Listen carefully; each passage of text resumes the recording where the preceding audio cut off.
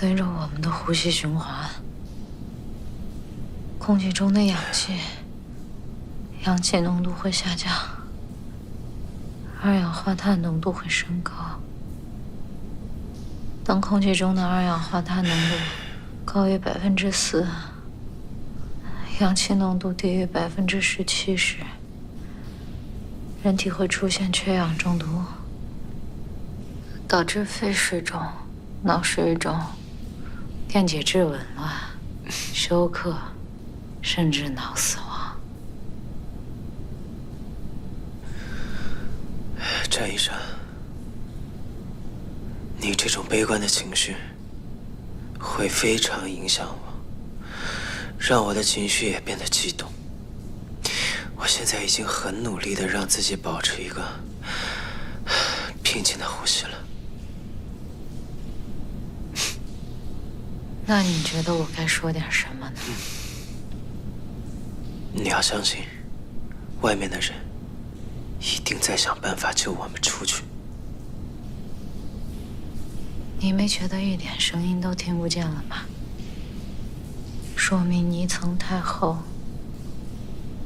我们有可能都等不到他们来。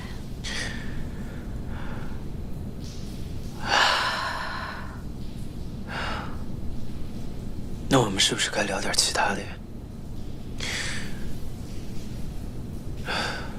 如果我们真的会死在这里，那在死之前，要不要相互了解一下？如果我们逃出去了，说不定我们还能成为生死之交。所以你是想跟我交换什么秘密吗？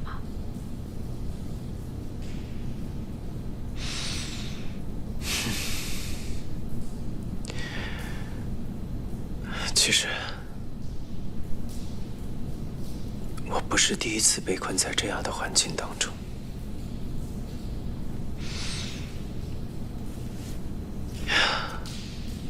我是一个地震的义工，我的父母在25年前的青森地震当中去世了。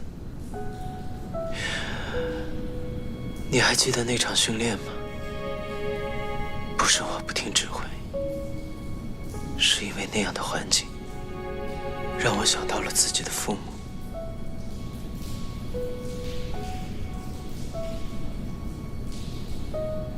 难怪你对罗源那么好。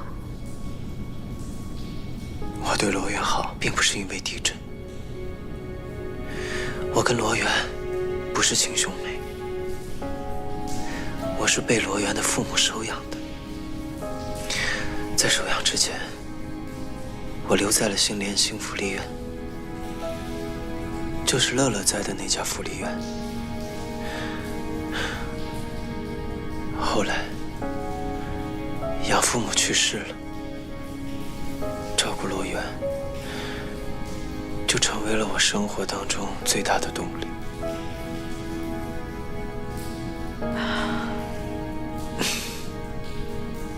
原来你这么努力工作，是为了他。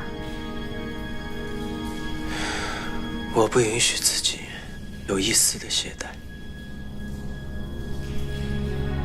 因为罗源变成现在这个样子，全是因为我。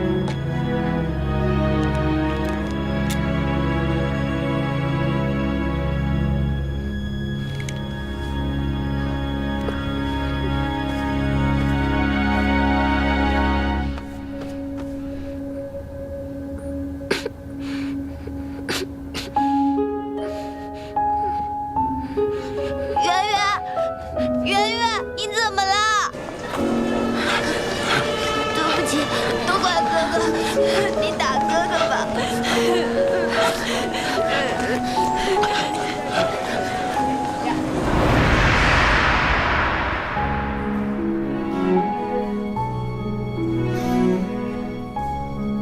后来，我努力工作，拼命赚钱，发誓要让圆圆过上最幸福、最快乐的生活。我记得以前有一次，圆圆生病，需要做手术，5万块钱的医药费我都拿不出来。你知道吗？那时候的感觉，比咱俩埋在这里还要让人感到窒息。所以后来，我就再也没有接过法院案子，专门接商业案件和离婚案件。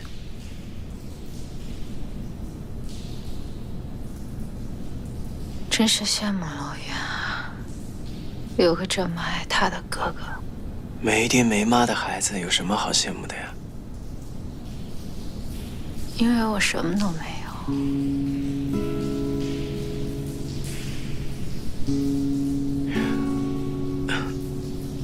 对不起。不需要抱歉。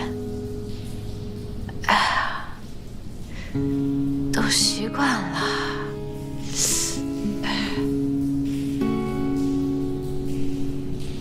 差不多5岁那会儿吧，我妈就没了。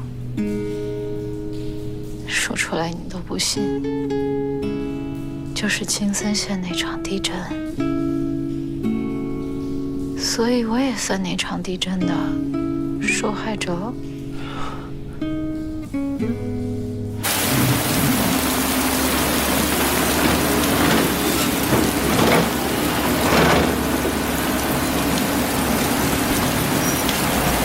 目标很近了，重型机械停止操作，用救援铲。所有重型机械停止操作，用救援铲。快！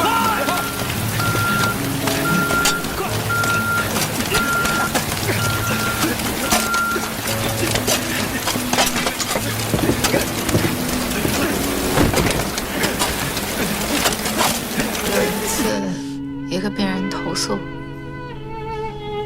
说我态度太差，肯定是小时候缺爱。我好生气，跟他大吵一架。后来想想，人家没说错。笑一笑嘛，笑一下。哎，好。1、2、3。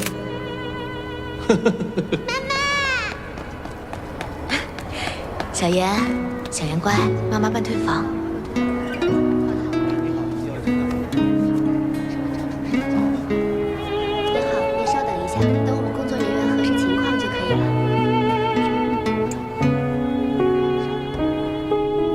后来呢？地震了，妈妈就没了。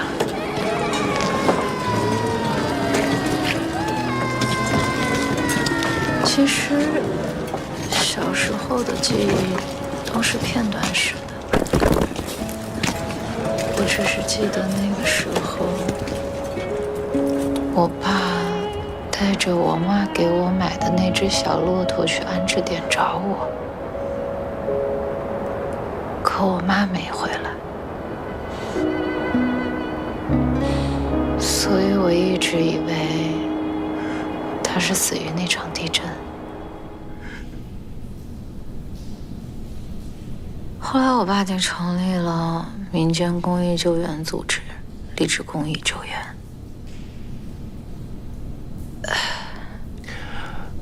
那么，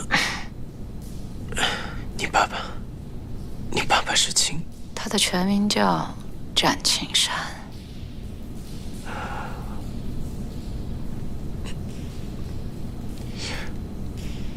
那，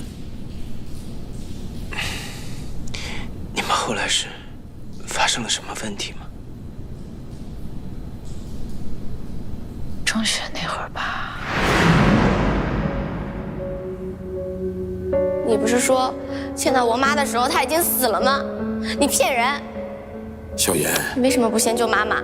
我救了。那为什么活下来的不是她？为什么报道上又说你先救的小男孩？为什么我没了妈妈，你却在这县里的当英雄？那时候我才知道，其实我爸原本是有时间可以救我妈的，可他却选择了先救别人，耽误了。我妈就再也没有机会把那只骆驼亲手给我。我想，